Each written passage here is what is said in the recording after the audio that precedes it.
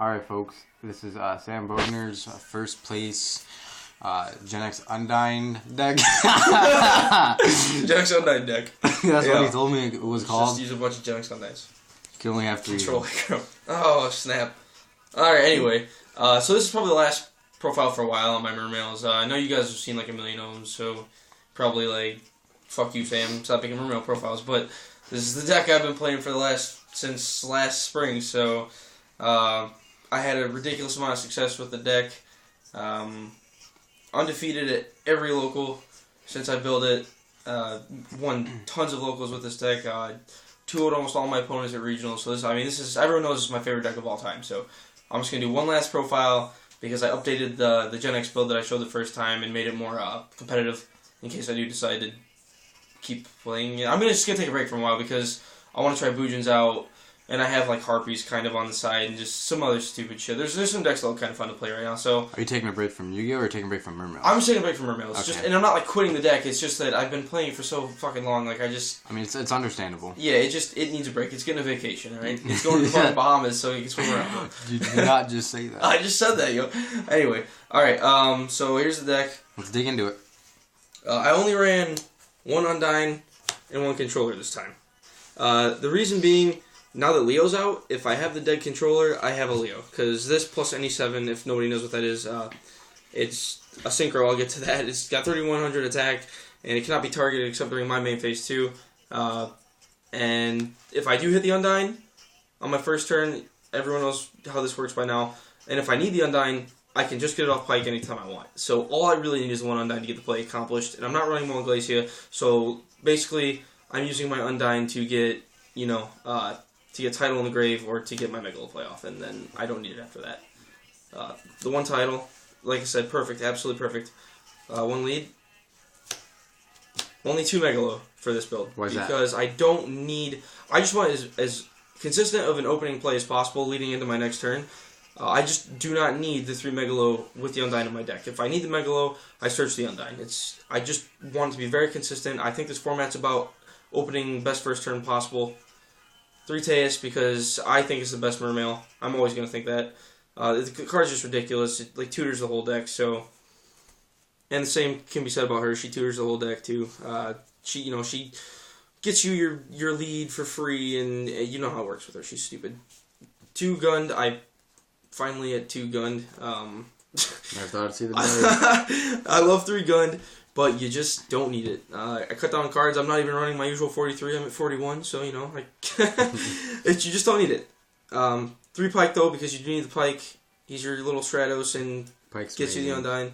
The 1 Turd still, and then I am playing my 2 Aqua Spirits because I want to focus on rank 4s a lot, especially with Honor Arc being out now. Now, for those who don't know what Aqua Spirit does... you banish 1 water monster in your graveyard from play, special summoner. She's a 4, obviously. And then also, this one doesn't happen much, but I have used this a couple times at tournaments, I can say, honestly. During your opponent's standby phase, you can pick 1 monster they have and switch it to battle, to defense, and then it can't switch back till like the end of the turn, or next turn. So, pretty cool. Yeah, so like you take one of their monsters out of the game as far as attacking for a turn. I used it on a Crimson Blader once to protect myself, yeah, and then I came back and won next turn. This is something different, finally. I've been running 3 of him since forever because I love this card, but it's just not that good right now. You don't need it. Most of the decks are running like weak level 4 and lower monsters as their main cards, like Fire Fist, for example. Even Harpy's boss monsters are weak. You just don't need them anymore to run over a lot of the big cards. 3 Marksman still. Marksman is right now the best card in the whole deck. It's fucking stupid. It shits on Geargia. You can force out a lot of cards the Harpies don't want you to force out. It just puts in so much work. And the way this is being played right now, basically I just Marksman turbo through people's back row, blow everything, and then I have reoccurring title, I have lead I can get back whenever. The little monsters just can't keep up. So most of the time, I just power through everything, and then I'm left with stronger monsters, and it's an easy win, to be quite honest. They're actually banning Marksman. Oh, are they? I don't think so. All the Gear players are boycotting Riot. I just said Riot. Riot makes you do 1 and 1, 1 Dragoon, 1 Dragoons, 1 Diva. God damn it. And then 2 Valor.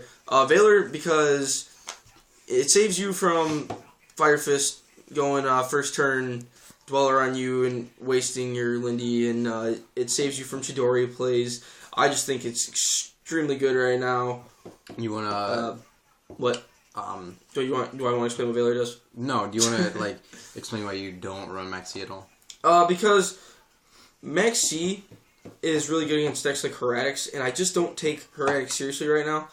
I know they're a really good deck, but hear me out. Most of the time, Heretic players are just gonna push through Maxi and OTK you anyway. Most of the time, because they figure you're not running like Gores or Trags or anything like that. So having a Maxi against them game 1 with nothing else to protect you, you're probably gonna lose anyway if they go for the OTK, because most of them don't stop. And I like that Valor stops so many key plays right now. For me, being able to stop something like Chidori or even a bear, that's a big play for me. Just because I hate getting my Lindy Chidori'd. So this is something I haven't done in a long time. 3 MST is absolutely stable right now. Look at those beauties. Yeah, it's just you need it. I mean, normally I use the argument that in Mermails I have my marksman pop the back row, which I do, but you need the 3 MST. There's too much, set 1 or summon 1 and set 4. It's just... 2.5 minutes. Book? What? 2.5 minutes. Alright. Book is good, because it just is. A lot of people are being kind of weird about this in Compulse right now. But Book just saves me from a lot of things. For me especially, too, I can book a monster and marksman it, so... 1 salvage, I wish I could run 2 like I was before, but it just doesn't fit the build right now. And then my 3 spheres, obviously. I started playing Squall again for the first time in a long time. Torn. It's torn. It's a kill switch. It's a kill switch. You flip it and you fucking win. Compulse, Torrential because it's really good this deck, especially with Lindy and Trite, and then Warning. How do you feel about Compulse real quick? I feel like it's not good against Fire Fist and a couple other things, but against decks like Harpies where they have to get the normal off, or in some other cases like Dweller, he gets Dweller out of the way, shit like that. I don't think it's the best trap right now, and I think it's easily replaceable. Taking it out?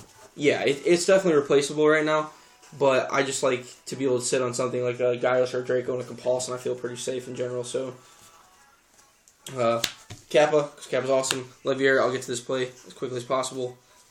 Trite, Nightmare Shark, Bahamut Shark. Nightmare Shark lets you attach material from the hand or the field. When you summon off Bahamut Shark, you target one of your water monsters, and then it gets to attack twice. So basically, you bring this out, you put Marksman on this, send it to the graveyard, pop their back row, target Megalo, use Megalo, pop that. Megalo can attack directly and twice for 4,800. The Dweller, Honor Arc, this card is absolutely fucking insane. It's a big eye that you can get out whenever the hell you want with this build. It's stupid. Big eye, 2 Draco, 1 Gyos, and then this can also be an Armades. It's just I'm running Catastrophe right now. Delorean Gungnir, because I'm always going to run this too. And there's the big guy, the new guy, Leo. He's ridiculous. He makes controller not dead. It's part of the reason I want to keep going with this build, because a lot of decks cannot get over it. They just can't. You want to run down that combo real quick? Yeah. And then I was running Leviathan a little bit ago, but that's why he's still... But he's not anymore, so it doesn't matter. Yeah. So what he just said was completely irrelevant. And a waste of his breath. Yeah. Everything I said was pretty worthless right there. If we keep this... If you can do this in a minute and a half... I can put Mine can upload longer videos. Yeah, but I want to be able to put one up. I want to put one up. That's what I'm saying. You bitch too much. I'm not even missing. Bitch way too much. If this was one time, that's one time in that one day. Bitch way too much. Anyway, okay, so here's this combo. So say I start with my 6 cards in my hand. I set Lindy. Okay, now they attack. She dies. If you have... There are different ways to do this, by the way. But when she dies, I will grab Pike. And then I'll do Gund. And then get her back on their turn. So that's how my turn will start off or whatever. No, I go... Draw. It doesn't matter what I draw. And when you grab with him is the Undyne, which I already have over here. That's why I didn't go through my deck. What you grab with him is Undyne. So I'll draw to that with my hand. I'll have 6 in my hand. You summon the Undyne, and you send Dragoons, and then you will grab your controller, obviously, and you're gonna grab Megalo. Dragoons. Yeah. So your hand is pretty massive, as you can tell.